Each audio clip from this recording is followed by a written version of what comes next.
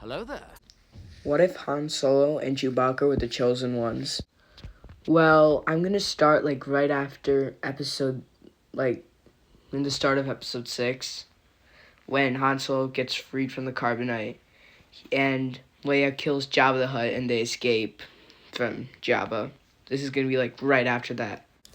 Han Solo would be instructed to destroy the shield generator on the forest moon of Andor.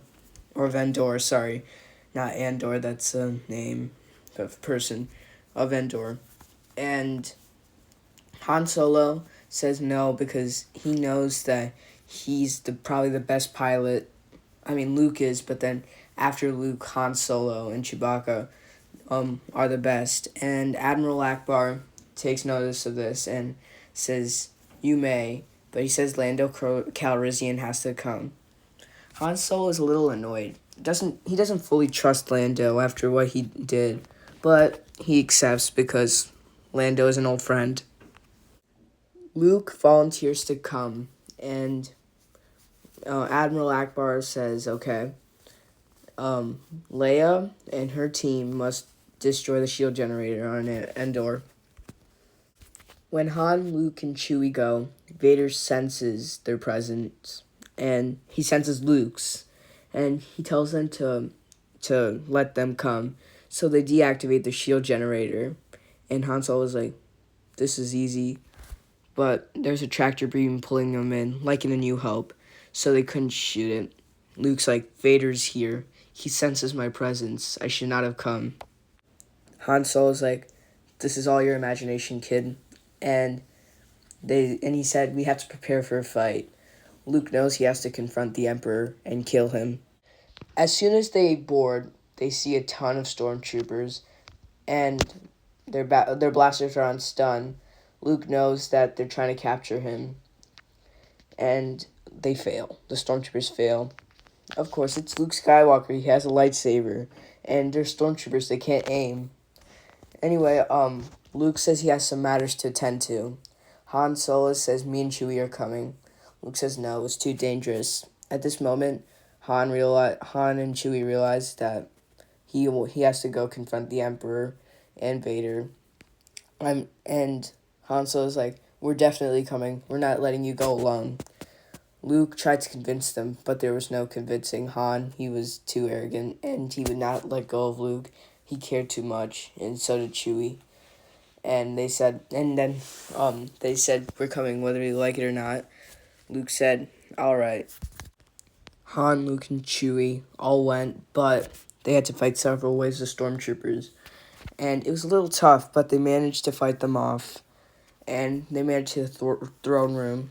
And the royal guards saw the Han and Chewie, and they quickly started to fight them.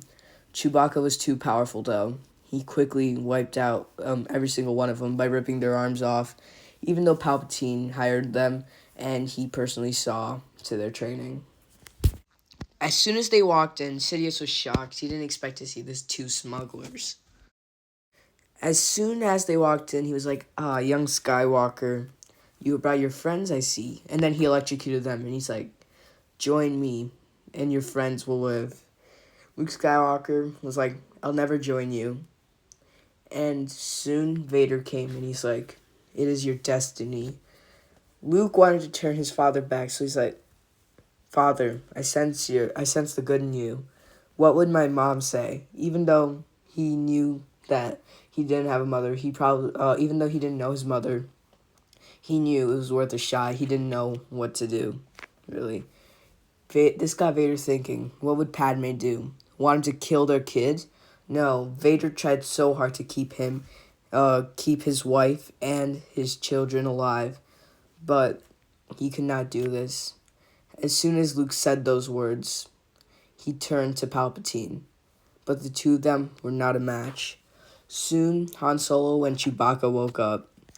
They were in pain, terrible pain.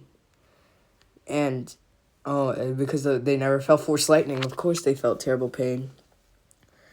But they knew they had to help Luke. They knew they were not powerful enough to destroy the Emperor, but they knew they could shoot him in the back.